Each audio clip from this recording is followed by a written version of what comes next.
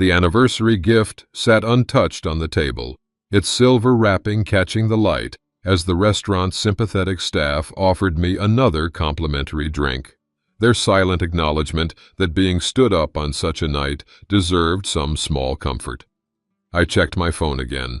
Emily's running late text contradicted by her social media location tag at a party across town. 3 years of memories, sacrifices, and ignored warning signs crystallized in that moment as rain streaked the restaurant windows. How many times can loyalty be mistaken for weakness before a good heart finally demands respect?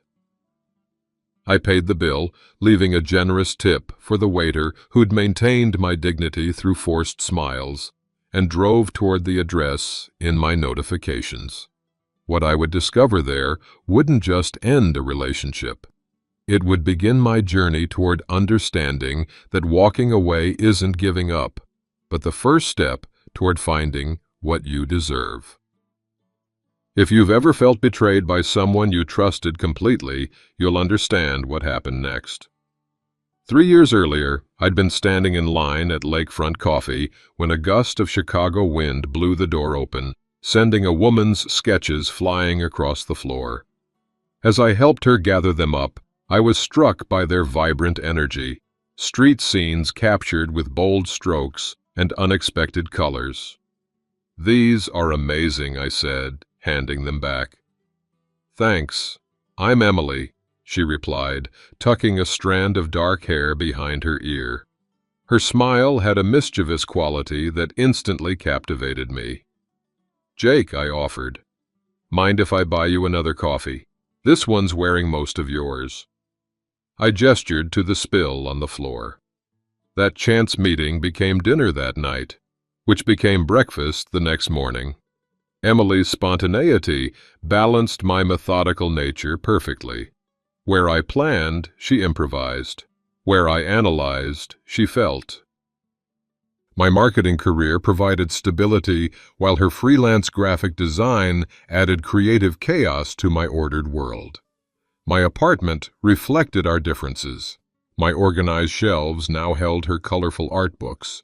My precise calendar now marked with her vibrant notes. I'd never been happier. When she moved in 6 months later, I rearranged my space without hesitation, making room for her easel by the window with the best light. "You're so good to me, Jake," she'd said, kissing me as sunlight streamed through the blinds. Most guys wouldn't give up their man cave for an art studio. I remembered thinking how easy it was to accommodate someone you love, how natural it felt to make small sacrifices for her happiness. I didn't recognize then that these accommodations were setting a pattern, one where my needs would gradually become optional while hers remained essential. The invitation to the company dinner had been on our calendar for weeks. After 5 years at Crawford Marketing, my promotion to Senior Account Director warranted celebration, and Emily had helped me pick out a new suit for the occasion. My boss, Richard, had reserved the private room at Gibson's Steakhouse for the leadership team and their partners. I was adjusting my tie in the hallway mirror when my phone chimed. "Can't make dinner. Mia's having a crisis. Need to be there for her. So sorry. Celebrate tomorrow." My reflection stared back, the excitement in my eyes fading as I read the text again. This was the 3rd time in 2 months that Emily's friend Mia had needed emergency support, always coinciding with events important to me. I texted back, "Everything okay? This dinner's pretty important." Her response came quickly. "She's really upset. Girl stuff. You understand, right? You're always so understanding. Love you. I did understand. I always understood." That was our dynamic. Emily's emergencies took precedence over my plans. I drove to Gibson's alone, rehearsing explanations for Emily's absence. "Where's the lovely Emily tonight?" Richard asked as I took my seat at the table. "Her friend is going through something difficult. Emily's helping her through it," I replied, manufacturing a smile. Richard's wife, Patricia, exchanged a glance with him that I pretended not to notice. "That's the third time we've missed her recently," she observed. "Your Emily seems to be busy quite often lately." "She's a good friend," I defended, even as doubt flickered beneath my words. "Very loyal." My colleague Marcus caught my eye from across the table, his expression unreadable as he raised his glass. "To Jake," he announced, "the most dependable man at Crawford, always there when you need him." Everyone toasted enthusiastically, but I couldn't shake the feeling that Marcus's words carried a double meaning. The evening progressed pleasantly enough, but Emily's empty chair beside me felt increasingly conspicuous as others shared stories and laughed with their partners. I checked my phone discreetly throughout dinner. Emily had posted nothing about Mia, but her Instagram showed she'd liked several photos from someone named Finn, a name I'd been hearing with increasing frequency. The next morning, Marcus stopped by my office with coffee. "Black, 2 sugars," he said, placing it on my desk. "You seemed like you could use this today." I looked up from my computer. "That obvious, huh?" Marcus closed the door and sat down. "Everything okay with you and Emily?" "Fine," I said automatically. "Why?" "Just checking. You seemed off last night." He hesitated. "Not just last night, actually. Past few weeks." I focused on straightening papers that didn't need straightening. Emily's just busy with her friends. Her social circle is important to her. Marcus nodded slowly. "Sure." "Everyone needs friends." He paused. "But partners need each other too, right?" "What are you getting at, Marcus?" My tone was sharper than intended. He raised his hands in surrender. "Nothing specific. Just, I've been where you are, that's all. With my ex, Diane. Always wondered why I was the only one making time for us." He stood to leave. "Probably nothing. Forget I said anything." After he left, I found myself opening my calendar, scrolling backward through the past few months. As I reviewed our plans, a pattern emerged that I hadn't wanted to see. Emily's cancellations had increased dramatically since she'd reconnected with her college friend group. What had started as occasional girls' nights had evolved into constant gatherings I was rarely invited to attend. I closed the calendar and rubbed my eyes. Was I being controlling? Emily was independent. It was one of the things I loved about her. Maybe this was just a phase, reconnecting with old friends. Maybe I was overreacting, but as I returned to work, Marcus's words echoed in my mind. "I've been where you are." For the first time, I allowed myself to wonder if where I was might not be where I should stay. Share this story with someone who needs to know they're not alone in recognizing when something's wrong. The spreadsheet hadn't been intentional. It started as casual notes. Dates when Emily canceled plans, reasons given, what I later discovered she was actually doing. I'm naturally organized. Tracking information is second nature in my work. I didn't set out to create evidence, but that's what it became. Column A, date. Column B, plans we made. Column C, Emily's reason for canceling. Column D, where she actually was, according to social media or mutual friends. I stared at 2 months of data, the pattern undeniable. Of our last 12 planned evenings together, Emily had canceled 7. Each cancellation coincided with gatherings of her rediscovered friend group. Each excuse involved someone's crisis, work emergency, or family obligation. Each reality involved parties, bars, or someone's lake house. The photos told another story. Emily tagged in 27 recent pictures with her friends. In 17 of them, she stood next to the same person, Finn Davidson. Tall, with carefully disheveled hair, and the kind of confidence that photographs well. In 4 pictures, his arm rested casually around her shoulders. In 2, they were laughing with their heads tilted toward each other, sharing some private joke. I hadn't meant to investigate my own relationship, but the evidence mounted with each scroll, each tagged photo, each canceled date. My marketing brain recognized the pattern, while my heart invented excuses. They're just old friends, college buddies, nothing more. But why the lies? Why not simply say, "I'm hanging out with friends tonight"? The most damning evidence wasn't what Emily was doing, but what she was hiding. And why? I closed the spreadsheet and named it Project Insights, innocuous enough if she ever used my laptop. Then I opened a new browser tab and searched for Finn Davidson.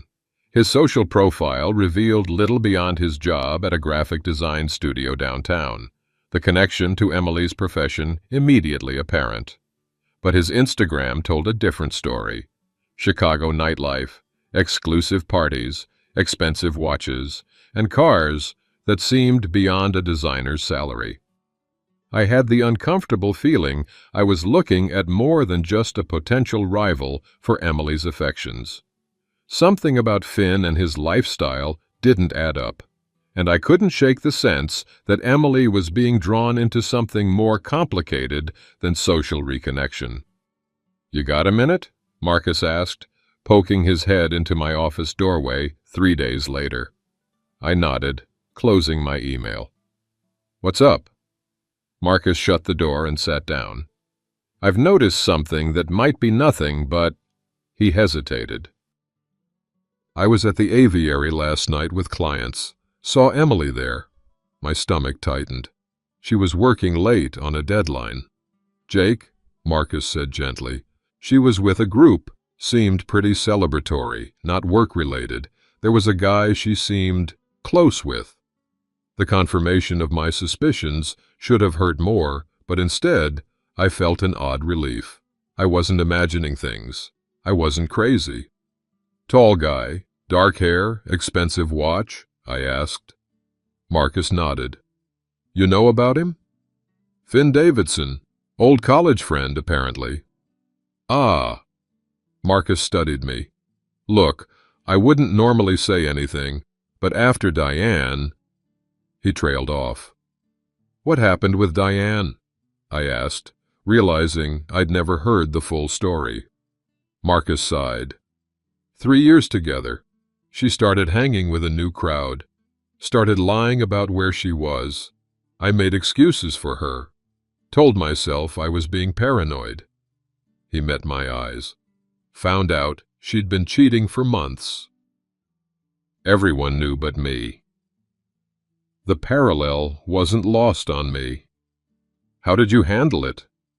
"Badly," he admitted. "Confronted her when I was angry. She turned it around, made it about my jealousy, my controlling behavior. Classic gaslighting." He leaned forward. "Jake, I'm not saying Emily's cheating, but the lying itself, that's already a problem." I nodded slowly, processing. I've been keeping track.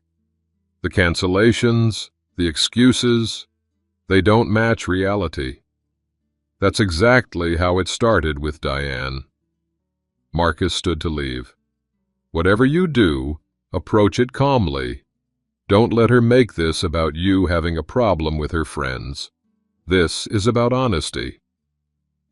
After he left, I sat motionless, staring at the wall.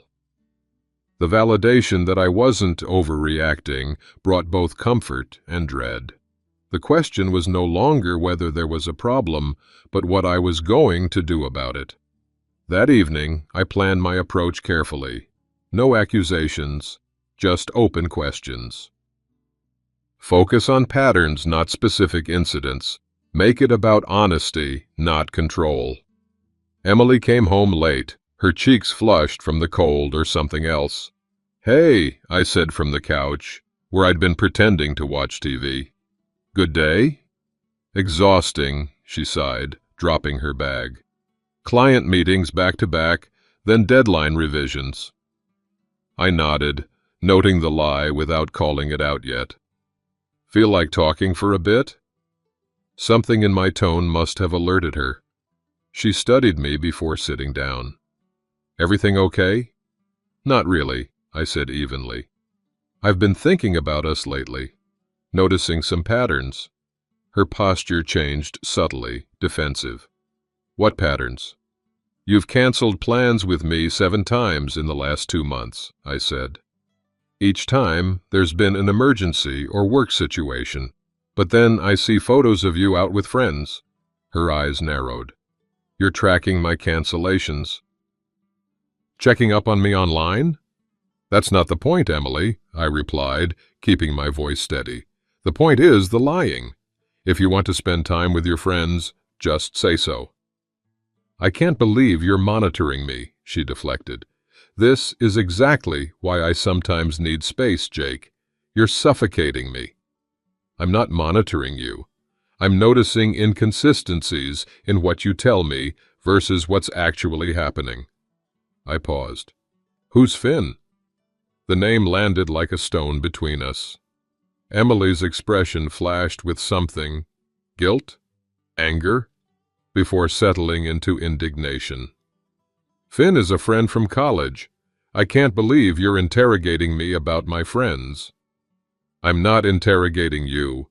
I'm asking why you're lying about where you're going and who you're with.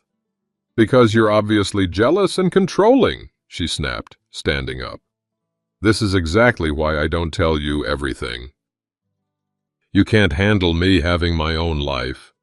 Emily, I've never once complained about you having friends or your own life. I'm talking about the pattern of dishonesty.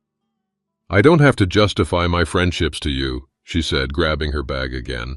I need some air. I can't talk to you when you're like this. Like what? Asking for basic honesty? But she was already heading for the door. I'm staying at Mia's tonight. Call me when you're ready to trust me instead of spying on me. The door slammed, leaving me alone with the realization that everything Marcus had warned about had just happened. She'd deflected, made it about my behavior, and cast herself as the victim, all while never addressing the actual issue of her dishonesty. I sat in the quiet apartment, a strange calm settling over me. For the first time, I saw the manipulation clearly, without the fog of self-doubt. This wasn't love. This was control, just not the kind Emily was accusing me of. What would you do if you discovered the person you trusted most was living a double life? The answer might surprise you. 3 years together deserved celebration, regardless of recent tensions. I'd made reservations at Everest, the kind of place you need to book months in advance. I'd bought concert tickets for afterward, the National, Emily's favorite band. The small jewelry box in my pocket didn't contain an engagement ring. We weren't there yet, especially now. But the silver bracelet with her birthstone represented hope that we could work through our problems. Chicago's skies opened up as I arrived early to ensure everything was perfect. The maitre d' greeted me by name, showing me to a corner table with spectacular views of the city, now blurred by sheets of rain, illuminated by lightning. I ordered champagne and waited. At 7:30, our reservation time, my phone chimed. Running late, traffic terrible because of storm. Start without me. There in 20. I texted back, no problem, take your time, drive safe. The waiter brought bread, refreshed my water, offered sympathetic smiles. At 7:50, another text, still stuck, construction detour, so sorry, another 15 min max, at 8:15, nothing. I checked Instagram absently, a habit more than suspicion now. My stomach dropped. Emily had been tagged 10 minutes ago at a party in Wicker Park. The photo showed her laughing, drink in hand, completely dry, not someone who'd been battling storm traffic. Finn stood beside her, his arm around her waist. The caption read, "Epic Party at Finn's New Place. #ThirstIgnite. No filter." I stared at my screen, a cold clarity washing over me. This wasn't just another cancellation. This was our anniversary, a date we'd discussed repeatedly over the past weeks. She hadn't forgotten. She'd chosen. I paid for the untouched champagne, leaving the waiter a generous tip, and walked through the downpour to my car. I entered the address from the Instagram location tag into my GPS and drove across town, windshield wipers struggling against the deluge. The upscale loft building had an entry code, but someone held the door as I approached, assuming I belonged there. Music grew louder as I took the elevator to the 5th floor. I followed the sound to Unit 512, where the door stood partially open. Through the gap, I saw them immediately. Emily and Finn in the kitchen, apart from the main crowd. Not just talking, kissing. His hands on her waist, hers around his neck. Not a friendly kiss, not a greeting.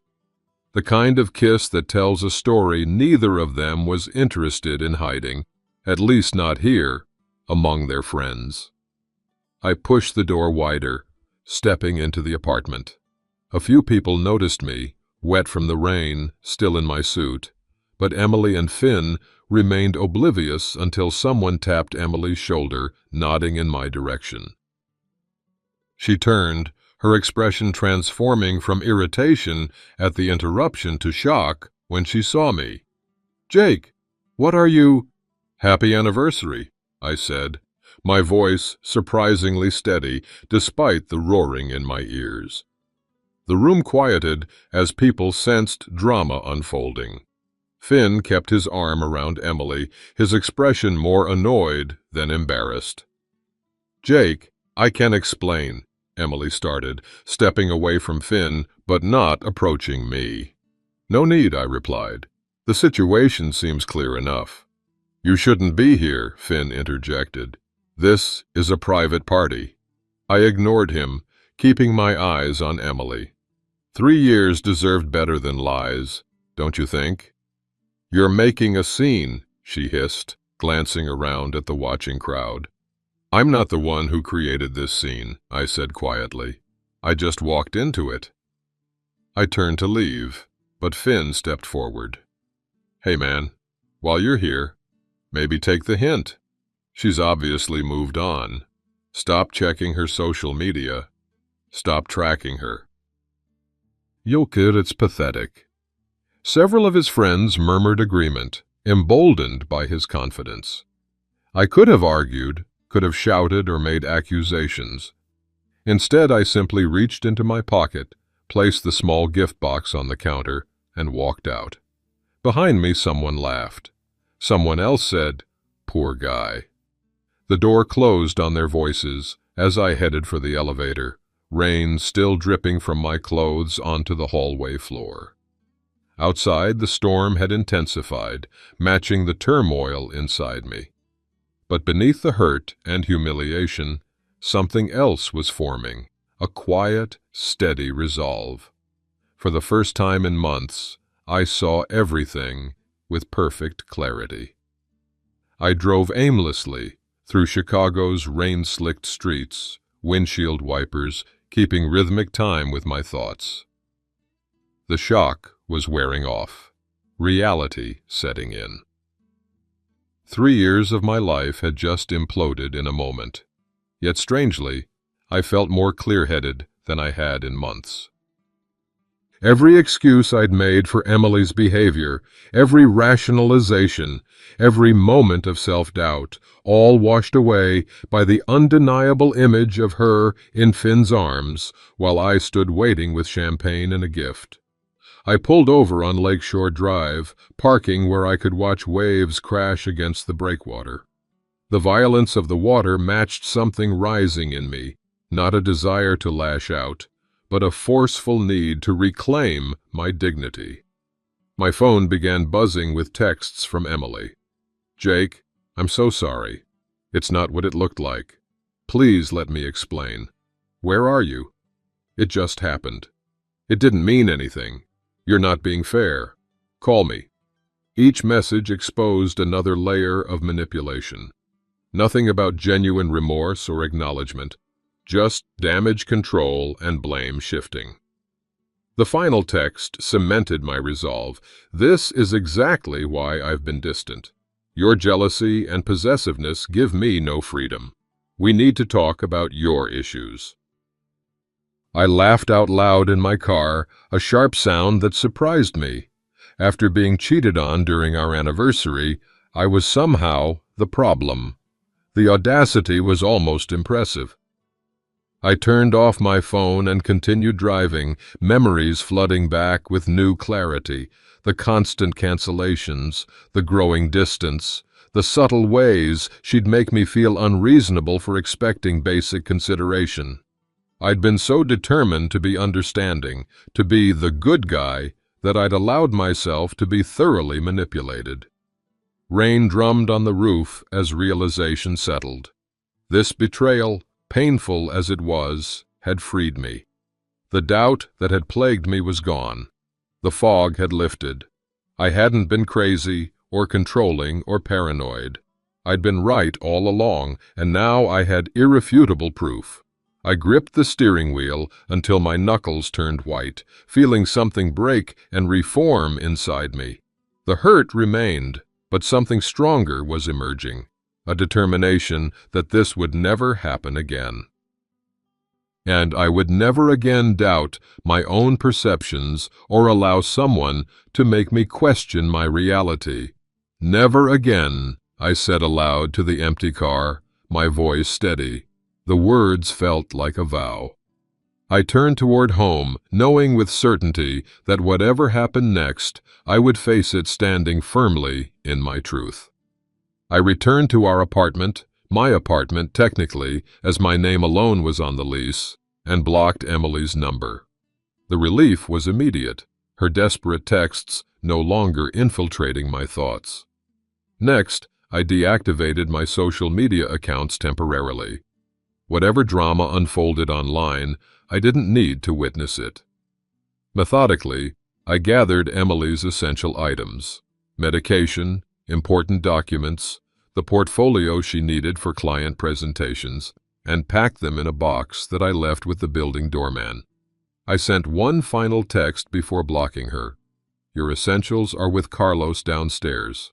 I need space. Don't come up. Don't contact me for 2 weeks." Then I called the one person I knew would understand. "Lisa," I said when she answered. "You were right about Emily. About all of it." Lisa had been my friend before Emily, though we'd drifted apart during my relationship.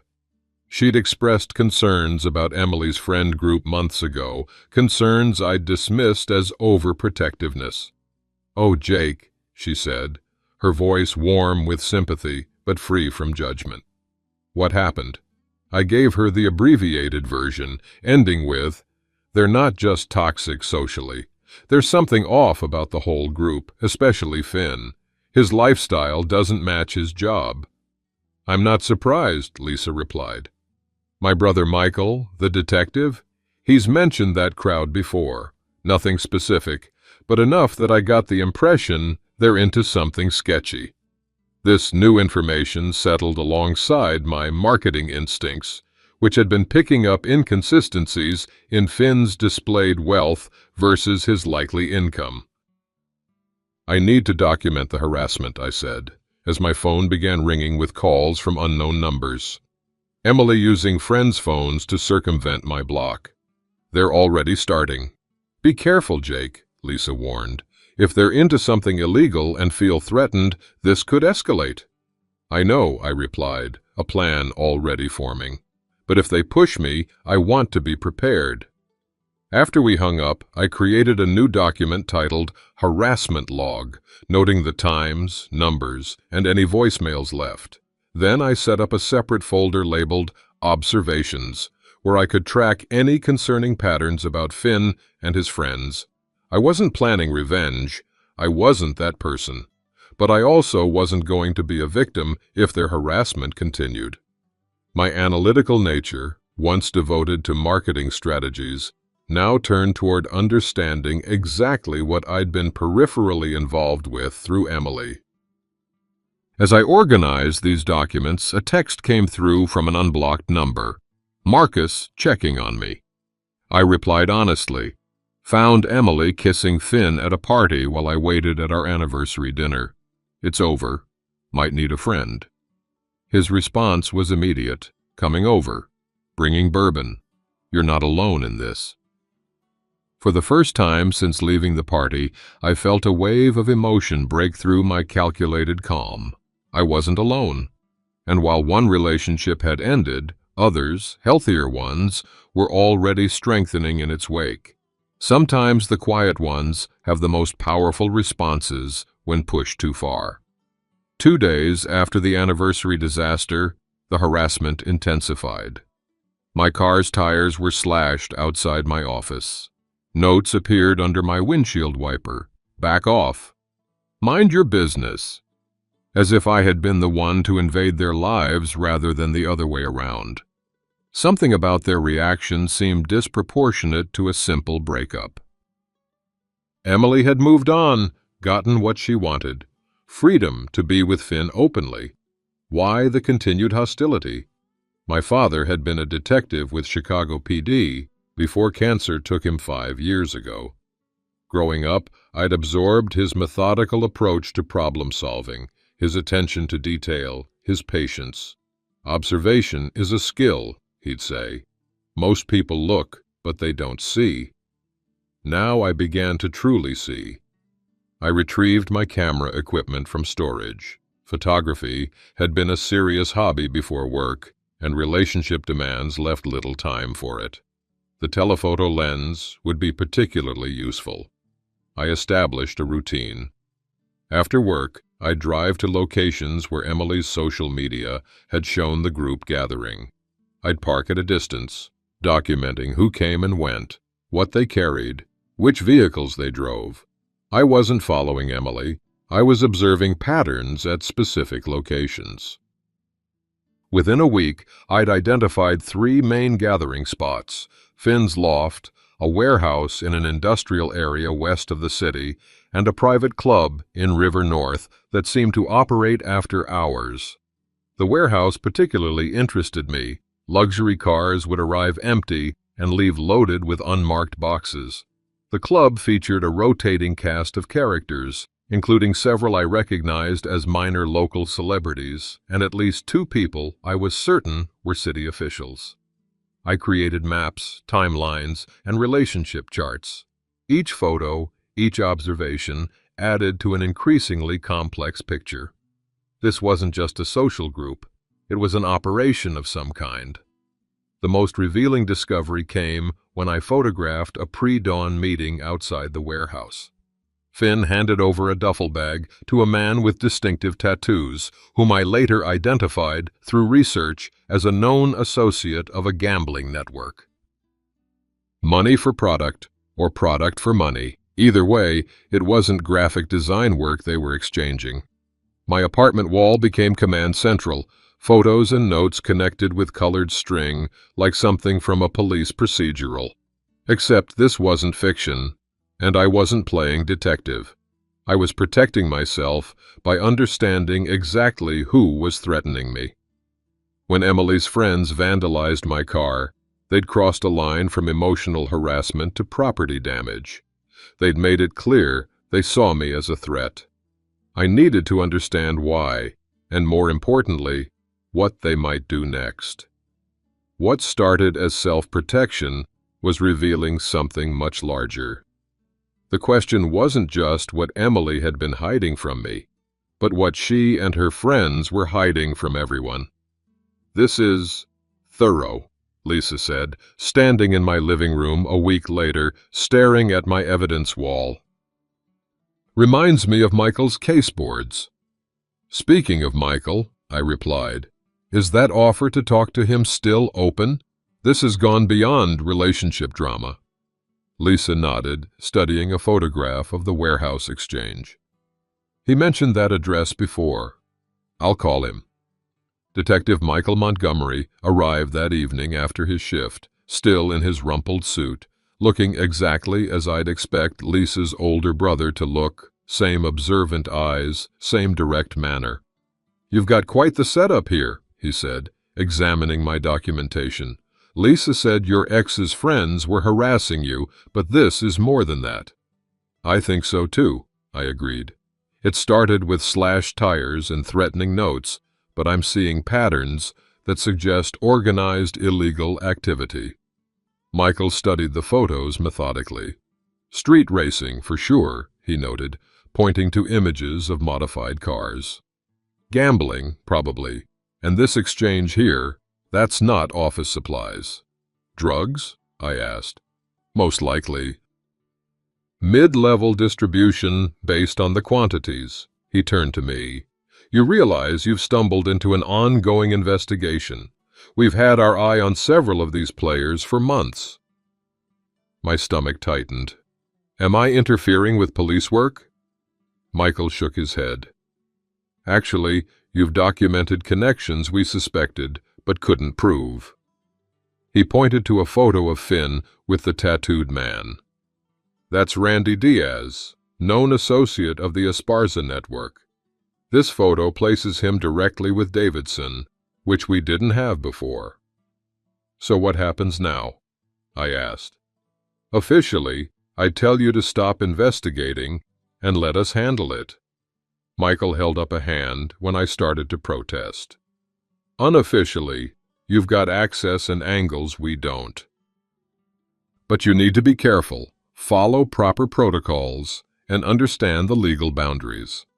For the next hour, Michael explained how to document legally admissible evidence, what constituted trespassing versus observation from public property, and most importantly, how to maintain my safety. "These people are making money," he warned. "Lots of it. People who make money illegally don't appreciate being watched." "I understand," I said. "I'm not looking to be a hero. I just want the harassment to stop. And I want to know what Emily got herself involved in." "Fair enough," Michael nodded. "We'll set up a secure channel for you to share information. But Jake," his expression grew serious, "if at any point you feel threatened, you back off immediately and call me. No exceptions." After Michael left, Lisa stayed behind, concern evident in her expression. "Are you sure about this, Jake? You could just move, start fresh somewhere else." "I could," I agreed. "But they came after me, Lisa. I didn't go looking for this fight." "Just be careful," she said, squeezing my arm. "I only just got my friend back. I don't want to lose you to these people." As Lisa left, I felt a strange mix of apprehension and purpose. For months, I'd been reacting to Emily's manipulation, always on the defensive. Now I was taking control, not just of my narrative, but of my safety and future. The evidence wall had become more than documentation of a failed relationship. It represented my refusal to be victimized any further, by Emily, by Finn, or by anyone else. Over the next 3 weeks, my documentation became more strategic, guided by Michael's advice. I established a routine designed to appear random to anyone watching me. Different observation points, varied times, never the same pattern twice. The evidence accumulated steadily, street racing in industrial areas with significant sums changing hands. After-hours gambling at the private club. Regular deliveries to and from the warehouse at times no legitimate business would operate. I created a secure cloud storage system for backing up photos and notes, with access shared only with Michael. Each night, I added to our growing case file, careful to maintain the chain of evidence he'd taught me to preserve. Emily attempted contact several times, first angry, then pleading, finally threatening. I documented each communication without responding. Her tone shifted noticeably as weeks passed, suggesting the group was becoming concerned about my silence and apparent disengagement. "They're getting nervous," Michael confirmed during one of our weekly check-ins. "Davidson's been asking around about you, trying to find out what you know."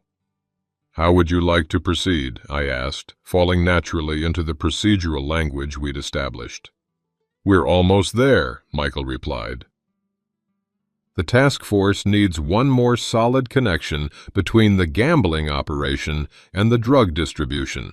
Right now, we can prove they're separate operations involving the same people, but not that they're connected enterprises." I pulled up a recent photo on my laptop. Would this help? The image showed Finn entering the club with the same duffel bag he'd exchanged at the warehouse, timestamp clearly visible. Michael leaned forward. "That's exactly what we need. Can you get a clearer shot of him leaving, preferably without the bag?" "I can try tomorrow night. Thursday is their busiest night based on my observations." The next evening, I positioned myself on a rooftop parking structure with clear sight lines to the club's rear exit. The telephoto lens captured Finn's arrival at 10:17 p.m. with the duffel, and his departure at 2:43 a.m. without it, accompanied by Emily, who looked pale and unsteady on her feet. I sent the images to Michael immediately, along with notes on everyone who entered and exited between those times. His response came an hour later. "This completes the connection. Task Force is preparing warrants. Stand down completely. We'll be in touch." I packed up my camera with a strange sense of completion. What had begun as self-protection had evolved into something much larger. The harassment that had followed my breakup with Emily had inadvertently led me to uncover the very operation that had drawn her away. As I drove home in the pre-dawn light, I realized that for the first time in weeks, I'd gone an entire evening without thinking about Emily as my ex-girlfriend. Instead, she'd simply been another subject in my viewfinder, a participant in something much bigger than our failed relationship. The distance felt healthy, the clarity felt empowering, and the quiet satisfaction of knowing justice was approaching felt like the beginning of closure. What would you do if the people who betrayed you suddenly needed your help? The hardest boundaries to maintain are the ones tested by compassion. The Chicago Police Department's conference room felt smaller than I'd imagined. Detective Michael Montgomery sat beside me as I presented my evidence to 3 members of the Organized Crime Task Force. My marketing presentation skills unexpectedly useful in this context. "As you can see," I concluded, advancing to the final slide, "there's a clear pattern connecting these locations, individuals, and activities." I indicated the timeline displaying months of documented exchanges, meetings, and transactions. The warehouse serves as the distribution point, the club functions as the money laundering operation, and Davidson's apartment appears to be the planning hub. Lieutenant Rodriguez, the task force leader, leaned forward. "This is impressive work, Mr. Harrison. More thorough than some of my detectives." I shrugged, uncomfortable with the praise. "I'm detail-oriented by nature, and I had motivation." "The harassment," Rodriguez nodded. "You mentioned property damage and threats?"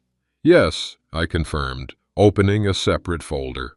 Slashed tires, threatening notes, multiple calls from blocked numbers, and surveillance of my apartment. I laid out the documentation chronologically. It began immediately after I discovered my ex-girlfriend's relationship with Davidson. The officers exchanged glances, and I realized they were surprised by the quality and thoroughness of my evidence. "Your father was James Harrison, wasn't he?" Rodriguez asked suddenly. I nodded, surprised. "You knew him?" "Worked with him early in my career, I see he taught you a few things. She turned to her colleagues. This gives us what we need for the warrants. The connection between the gambling operation and the distribution network is clear. What happens now, I asked. We move forward with surveillance and prepare for coordinated raids, Michael explained. But your part is done, Jake. For your safety, you need to step back completely. What about my anonymity? I asked. If they connect the investigation to me, your name stays out of all official documentation, Rodriguez assured me. You're a confidential informant, nothing more. As far as the record shows, this investigation was already underway. I felt a weight lift that I hadn't realized I'd been carrying. The evidence was out of my hands, in the proper channels. The system would take over. As we left the station, Michael clapped me on the shoulder. You did good work, Jake. Now let the professionals handle it. How long before anything happens? I asked. Weeks, possibly. Building a case takes time. He hesitated. Jake, when this goes down, Emily could be caught in the middle. Are you prepared for that? I considered the question seriously. I don't want to see her hurt, I admitted, but I can't protect her from her own choices anymore. Michael nodded, understanding. That's a healthy perspective. Get back to your life now. Let us do our job. That evening, my phone lit up with a text from an unknown number. Jake, it's Emily. We need to talk. It's important. Please call me. I stared at the message, wondering what had prompted this latest attempt at contact after weeks of silence. Had word somehow gotten back to the group that police interest was increasing? Was this another manipulation tactic? I didn't respond, but saved the message to my documentation file. Whatever game they were playing, I was no longer a participant. 3 days later, Emily appeared in the lobby of Crawford Marketing as I returned from lunch. Jake, she called, stepping toward me. Please, I've been trying to reach you. She looked different, thinner, with dark circles under her eyes that makeup couldn't quite conceal. Her normally impeccable style seemed thrown together, her hair pulled back hastily. This isn't appropriate, Emily, I said, maintaining distance. I'm at work. You won't answer my calls or texts. I didn't have a choice. Her voice had an edge of desperation I hadn't heard before. Several colleagues glanced our way, including Marcus, who immediately started walking in our direction. Whatever you need to say, it can't happen here, I insisted quietly. Everything okay, Jake? Marcus asked, arriving at my side with purposeful timing. Fine, I replied, grateful for the backup. Emily was just leaving. I need 5 minutes, Emily pleaded. That's all. It's important. Something in her expression gave me pause. Genuine fear rather than manipulation. But I'd learned the hard way not to trust my instincts where she was concerned. I have a meeting, I stated firmly. If you want to talk, text me a time and place for this evening. Public location only. She nodded quickly. Fine. Thank you. I'll text you. As she turned to leave, Marcus stepped closer. You okay? Yeah, I sighed. Just unexpected. Want me to walk you up? I shook my head. I'm good. Thanks for the assist. That's what friends do, he replied simply. Later that afternoon, Emily's text arrived. Millennium Park, Cloudgate, 6:30. Just me. It's about Finn. I'm scared, Jake. I forwarded the message to Michael before responding. I'll be there, 10 minutes only. Michael called immediately. Be careful. This could be legitimate concern on her part, or it could be them trying to find out what you know. I'll meet her in public, keep it brief, and tell her nothing about the investigation, I assured him. Want me nearby? He offered. No, but stay on alert. I'll call after. At 6:30, I spotted Emily waiting by the bean, nervously scanning the crowd. I approached cautiously, stopping at a comfortable distance.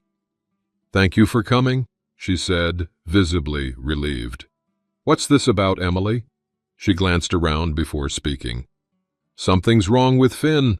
He's paranoid, saying someone's watching the group, gathering evidence." Her eyes searched mine. "Is it you, Jake? Are you reporting them?" The directness of her question caught me off guard, but I kept my expression neutral. "Why would I be watching anyone? I've moved on with my life." "Don't lie to me," she hissed, suddenly intense. "Finn says if it's you, there will be consequences. Serious ones. People are nervous." "Is that a threat?" I asked calmly. "It's a warning," she insisted. "These people aren't who I thought they were. The things I've seen." She trailed off, looking genuinely frightened. "I'm trying to help you." "Or you're fishing for information on their behalf," I countered. "I'm pregnant," she blurted out, her voice breaking. 6 weeks? It's Finn's. I wanted you to hear it from me." The revelation landed like a physical blow, though I maintained my composure. "Congratulations," I said flatly. "You don't understand," she continued, tears forming. "I'm trapped now. He's into things, dangerous things. I didn't know when it started.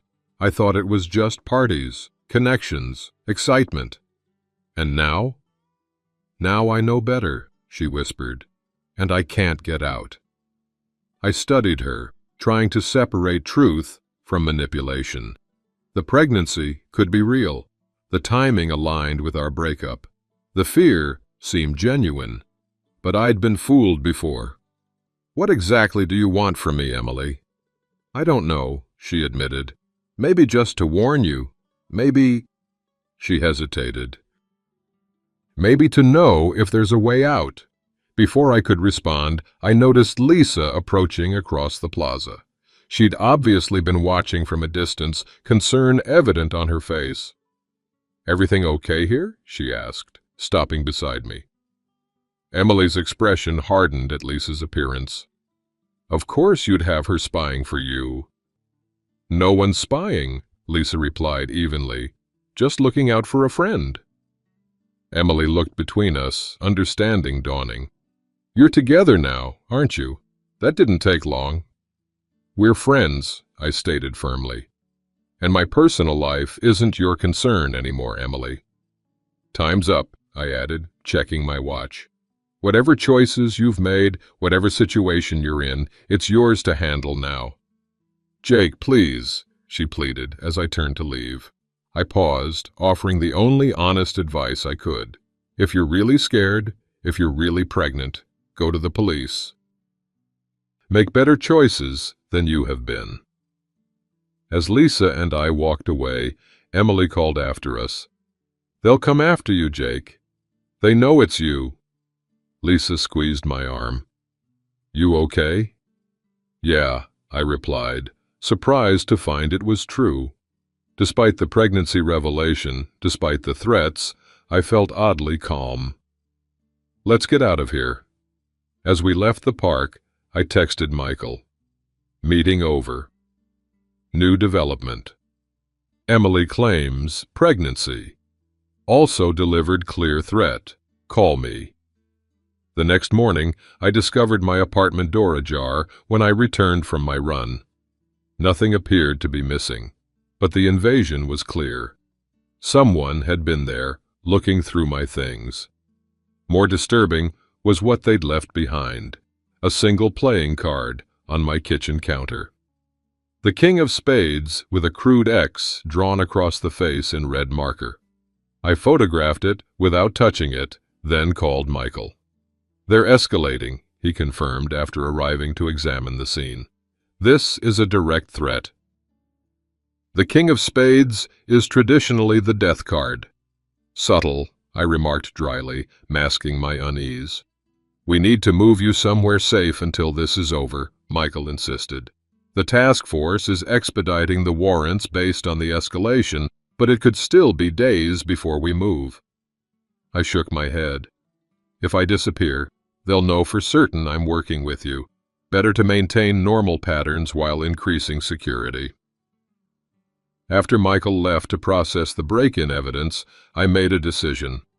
Opening my laptop, I pulled up the file containing my most damning evidence against Finn's operation. The materials I'd held back, even from Michael. Location details of their largest stash house.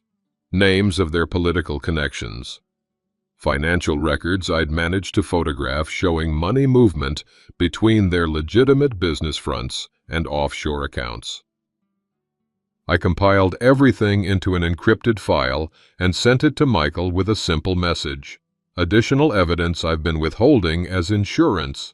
Given today's escalation, you should have everything. Move as soon as possible. His response came quickly. Received. This changes the timeline. Stay vigilant. That evening, Lisa came over to help me install additional security measures. Camera doorbells, window sensors, motion-activated lights. We worked in focused silence until the system was operational. You could stay with me, she offered as we tested the alerts on our phones. Just until this is over. Thanks, but I need to maintain normal patterns, I explained. Anything unusual might trigger them to scatter before the police can move. Lisa studied me with concern. When did you become so strategic? The Jake I knew before Emily was more trusting, naive, I suggested. I was going to say relaxed, she corrected gently. You've changed. I considered this. Not changed, evolved maybe. I see things more clearly now. Just don't lose yourself in all this evidence and strategy, she cautioned. When this is over, there needs to be a Jake who can move forward, not just a guy who won a battle. Her words resonated more than I wanted to admit. I'd been so focused on documentation, on justice, on protection, that I'd scarcely considered what came after. One step at a time, I replied. First, we end this. Later that night, after Lisa left, I received a text from Michael. Warrants approved. Operation scheduled for Friday night. Stay home. Doors locked. Security active. Will contact when clear. Friday, just 2 days away. After weeks of documentation, of looking over my shoulder, of piecing together the operation that had stolen my girlfriend and then threatened my safety, it would finally end. I sent one last text to Michael before going to bed. What about Emily? His response was carefully measured. If she's not directly involved in criminal activity, she won't face charges, but she'll be questioned. If she's smart, she'll cooperate. I stared at his message, torn between lingering concern for someone I once loved and the clear-eyed recognition that she'd made her choices. Her pregnancy complicated things emotionally, but not logically. She'd chosen her path. Now she would face the consequences of that choice, just as I had faced the consequences of mine. The security system chimed as I locked down for the night, the apartment now a technological fortress. 2 more days. I could handle anything for 2 more days. Sometimes justice comes through official channels, and sometimes it comes through the quiet strength of refusing to back down. Friday evening arrived with an eerie calm. I followed Michael's instructions, staying home with doors locked and security active. The waiting was excruciating. I checked news sites compulsively, knowing the raids would likely make headlines once underway. At 10:17 p.m., my phone buzzed with a text from Michael. Operation in progress. Multiple locations simultaneously. Stay put. I turned on the local news, which was already breaking coverage. We're following a developing story across Chicago tonight as police conduct what appears to be a coordinated series of raids at multiple locations. the anchor announced. "We have crews en route to a warehouse in the industrial district, a private club in River North, and several residential addresses. Police are not yet commenting on the nature of these operations."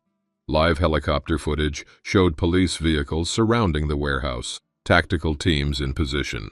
The scene repeated at the club, where patrons were being escorted out and questioned. My phone buzzed again. Primary targets in custody. Davidson apprehended at the club. Evidence seizure ongoing. Relief washed over me, followed by a strange emptiness. After weeks of documentation, of looking over my shoulder, of piecing together the complex operation, it was over. The justice I'd sought was being delivered through proper channels, without vengeance or personal confrontation. The news continued its coverage, reporters speculating about a major organized crime takedown and high-profile arrests. I recognized faces in the background of some shots, people from Finn's inner circle being led to police vehicles in handcuffs. Then the camera caught a glimpse of Emily being escorted from the club, not in handcuffs, but clearly being taken for questioning. She looked small and lost among the chaos, clutching her purse against her stomach in what might have been a protective gesture for her pregnancy. I felt no satisfaction seeing her caught in the aftermath, only a complicated sadness for what might have been in another reality where different choices were made. At midnight, Michael called rather than texted. "It's done," he said simply. "Major success. We've got Davidson and 12 others in custody. Seized significant quantities of controlled substances, gambling paraphernalia, financial records, and over $2 million in cash." "And Emily?" I asked, despite myself. Michael hesitated. "She's cooperating, claiming she only recently became aware of the criminal activities. Given her limited involvement and a condition, she'll likely face minimal consequences, if any." "Good," I said, and meant it. "What happens now?" "For the investigation. Weeks of processing evidence, building cases, preparing for trials. For you, it's over, Jake. You can get back to your life." After we hung up, I stood at my apartment window looking out at the Chicago skyline, lights blinking across the darkness.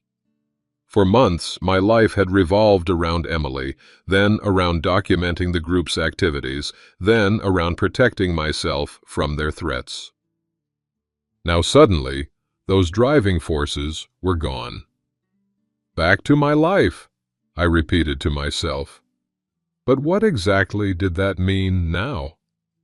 The following days unfolded like a fever breaking.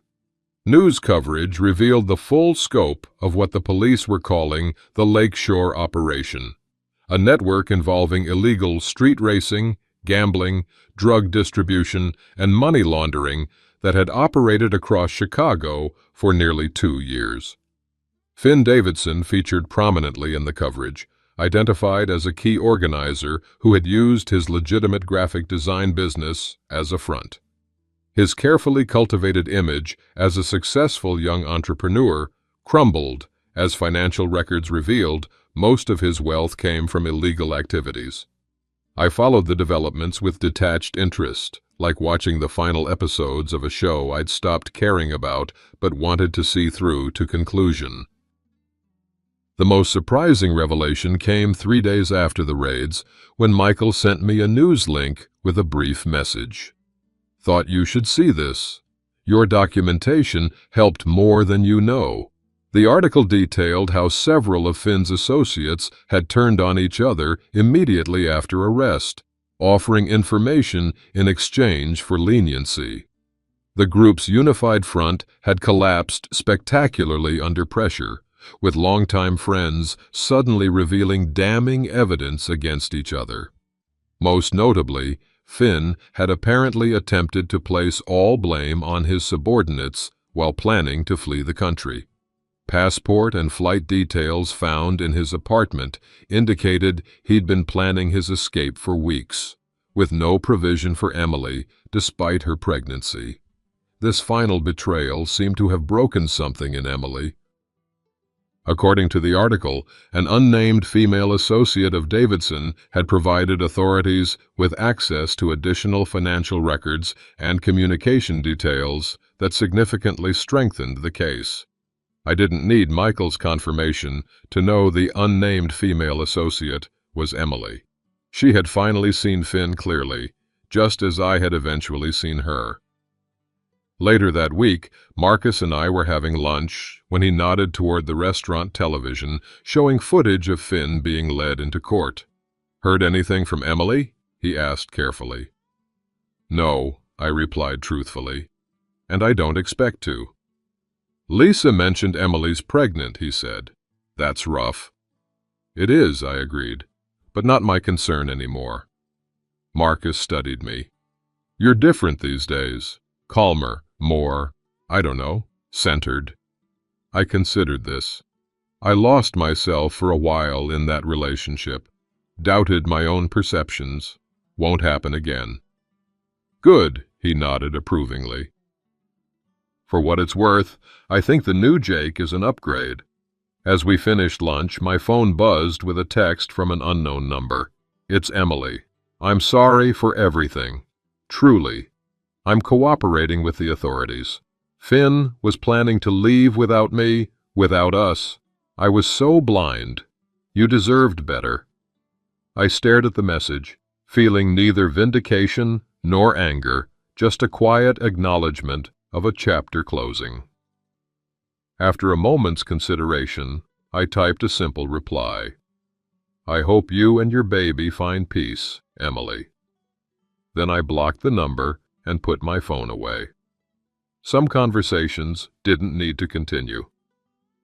1 week after the raids, Michael called with unexpected news. "Emily's asking to meet with you. One time, supervised by us at the station." "Why?" I asked, genuinely puzzled. "She says there are things you should know, things she wants to tell you directly." Michael paused. "It's your call."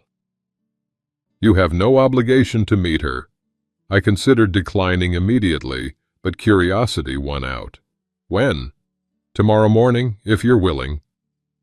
The police station interview room felt sterile and impersonal, a fitting location for what would likely be my final interaction with Emily. I sat waiting, oddly calm, when the door opened and she entered, accompanied by a female officer who took a position in the corner. Emily looked both better and worse than at Millennium Park, more composed but more tired, the dark circles under her eyes more pronounced. She sat across from me, hands folded on the table. "Thank you for coming," she began, her voice steady. "I know you didn't have to. What did you want to tell me, Emily?" I kept my tone neutral, neither warm nor cold. She met my eyes directly. "I wanted you to hear from me that I'm testifying against Finn and the others, fully cooperating." "That's good," I replied. "But you could have conveyed that through Michael." "There's more."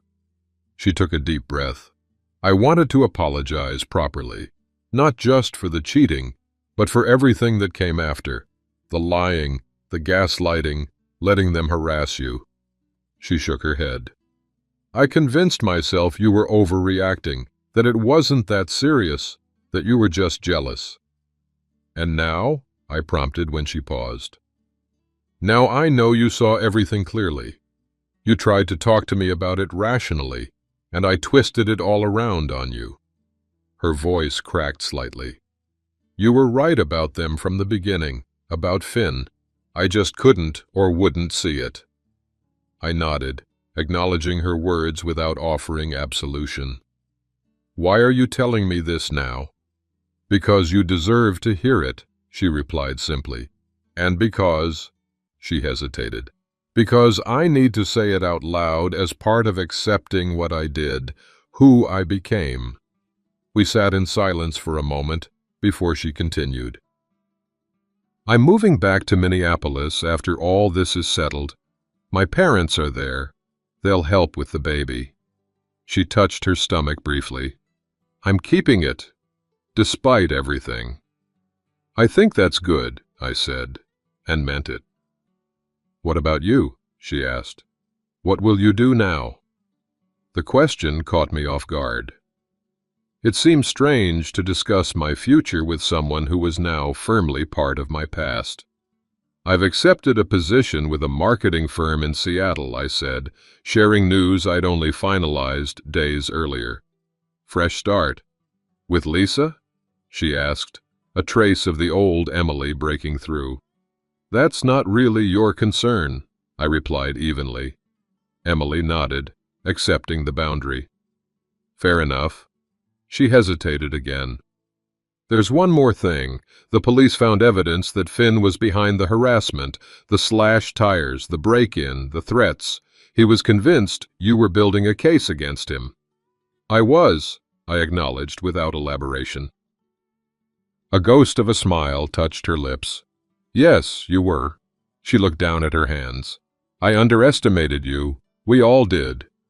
People often do, I replied, not unkindly. The officer in the corner shifted, indicating our time was ending. I should go, I said, standing. Jake, Emily said quickly. For whatever it's worth, I am sorry. For everything. I looked at her one last time. This woman I had once planned a future with. In her face, I saw regret, fear, and a glimmer of the person I'd initially fallen for, now tempered by harsh reality. I believe you, I said finally. Good luck, Emily.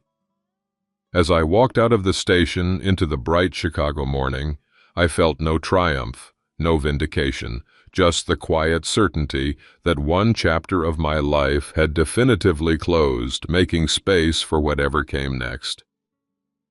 The ultimate achievement isn't winning the battle, but emerging from it with your integrity and humanity intact.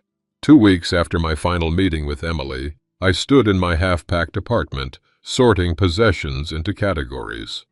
Take to Seattle, sell, donate, trash. Each item seemed to carry emotional weight beyond its physical presence. The coffee table where Emily and I had shared countless meals. The couch where we'd fallen asleep watching movies. The bookshelf where our collections had merged and now separated again. Marcus sat on the one remaining chair, helping me catalog items for an upcoming estate sale. You sure about Seattle? Crawford would match any offer to keep you. I'm sure, I replied, carefully wrapping a framed photo of my parents. Chicago has too many ghosts now. And Lisa? He asked casually, though I caught the underlying question. She's considering positions there too. Nothing definite yet. I taped the box closed. We're taking things slow. Seeing where it leads naturally. Marcus nodded approvingly. Smart. After everything that happened. He trailed off. After everything that happened, I continued for him, I've learned a lot about relationships. About myself. Like what? Marcus leaned forward, genuinely interested. I considered the question seriously. That I don't regret loving Emily, despite how it ended. That trusting someone isn't a weakness, but trusting blindly is. That sometimes walking away is harder and braver than staying. Deep thoughts for a Thursday afternoon, Marcus quipped, but his expression was thoughtful. My phone chimed with a news alert. Another article about the ongoing prosecution of the Lakeshore operation. I glanced at it briefly before putting the phone away. Each day, the story felt less like my story, more like something I'd watched happen to someone else. Still following the case? Marcus asked. Less and less, I admitted. It doesn't define me anymore. Marcus helped me carry several boxes down to the donation truck waiting outside. As we returned to the apartment, he gestured to the now bare walls, where my evidence board had once dominated the living room. Remember when this place looked like a detective agency? He laughed. I half expected to find you wearing a trench coat and smoking a pipe. I smiled at the memory. I was a bit obsessed. For good reason, Marcus countered. They were threatening you. You protected yourself. True, I acknowledged. But there's a fine line between protection and fixation. I'm glad it's over. As Marcus left that evening, he paused at the door. For what it's worth, Jake, I think Seattle's getting a better version of you than Chicago had. After he left, I stood alone in my increasingly empty apartment, considering his words.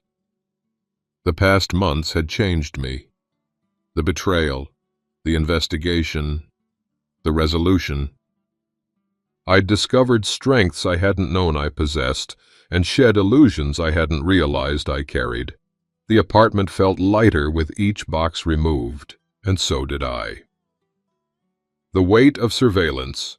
The night before my departure for Seattle, Lisa organized a small farewell gathering at her apartment, just a few close friends who'd supported me through the past months. The conversation flowed easily, punctuated by laughter and good-natured teasing about rain gear and coffee snobbery in my new city. As the evening wound down, Marcus raised his glass in an impromptu toast. To Jake, may Seattle appreciate what Chicago is losing. Hear, hear, the others echoed, clinking glasses. Speech, someone called, and suddenly all eyes were on me. I hadn't prepared anything, but words came naturally. I want to thank all of you, I began, not just for tonight, but for being there during everything. Nods of understanding circled the room. Someone recently asked what I learned from all this, I continued. I've been thinking about it, and I realized something important. Love shouldn't require self-erasure. The room quieted, everyone listening intently.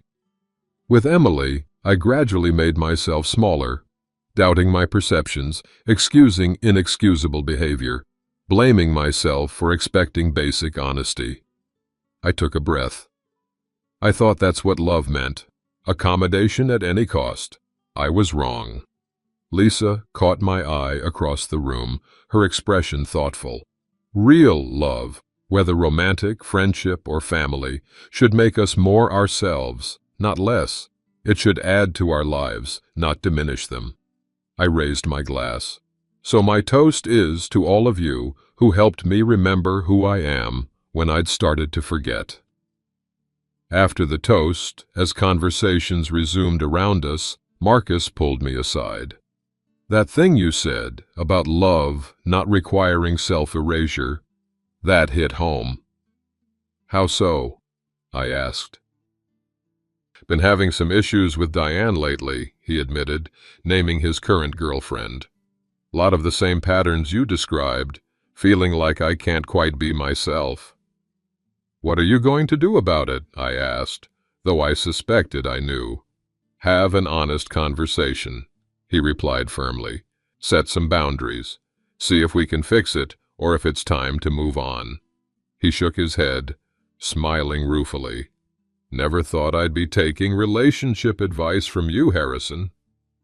Learned it the hard way, I reminded him. Hopefully, you won't have to.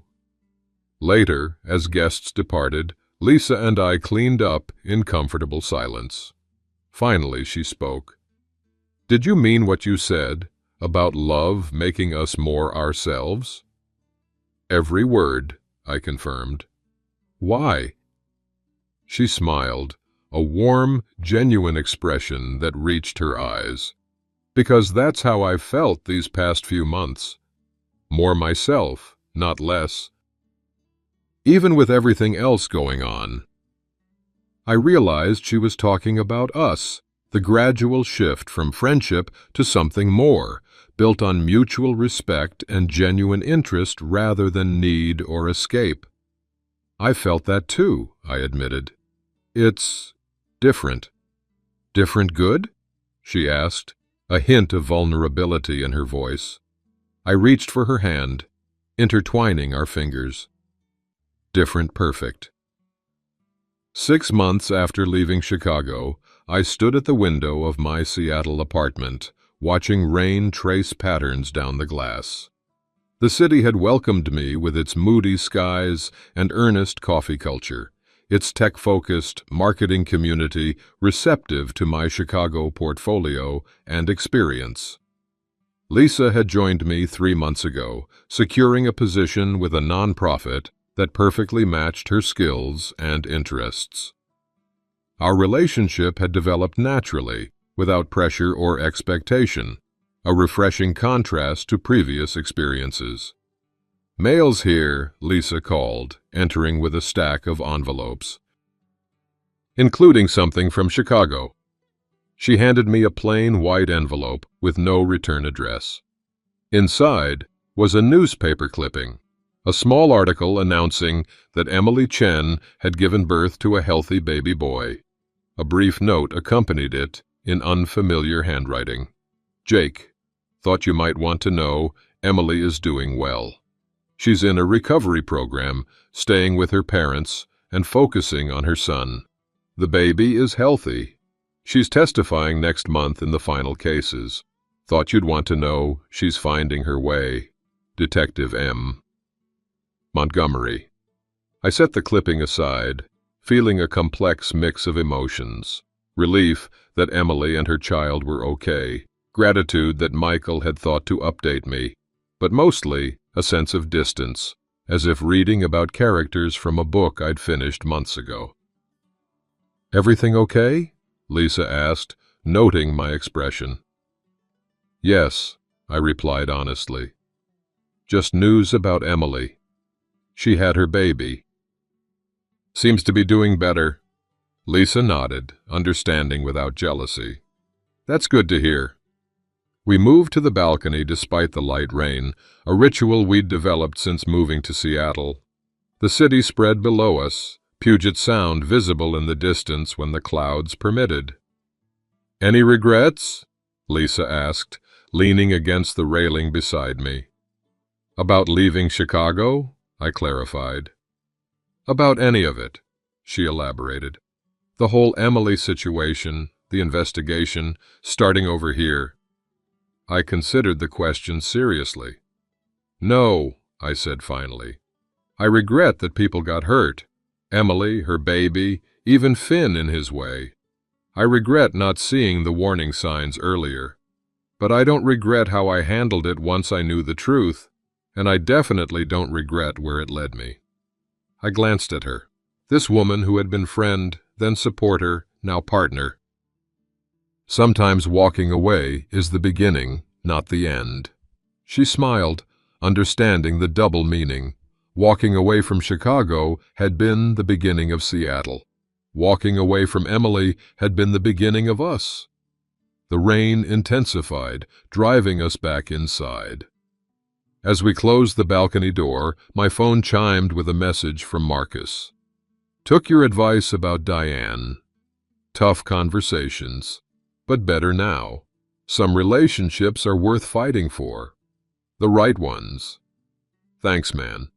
I showed Lisa the message, and she squeezed my hand. "Seems like your hard-earned wisdom is helping others." Maybe that's the point, I reflected.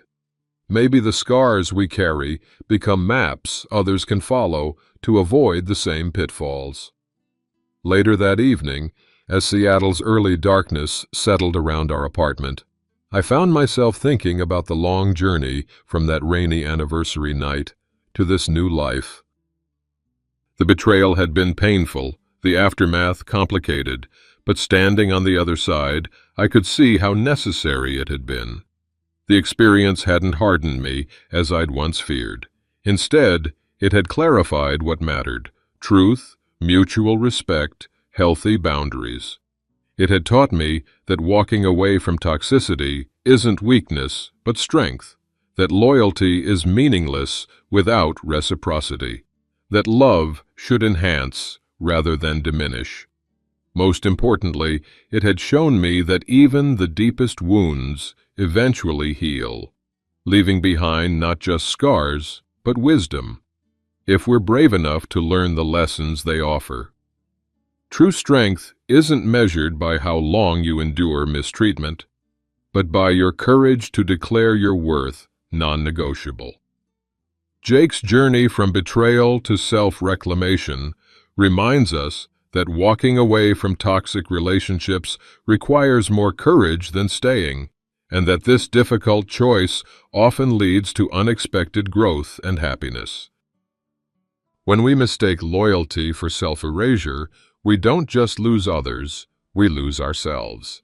Jake's gradual awakening to Emily's manipulation parallels what many experience in relationships where boundaries are consistently violated. His story validates the confusion, self-doubt, and grief that accompany such realizations, while offering hope that clarity and peace await on the other side. Perhaps the most powerful lesson in Jake's experience is that betrayal, painful as it is, often reveals strengths we didn't know we possessed.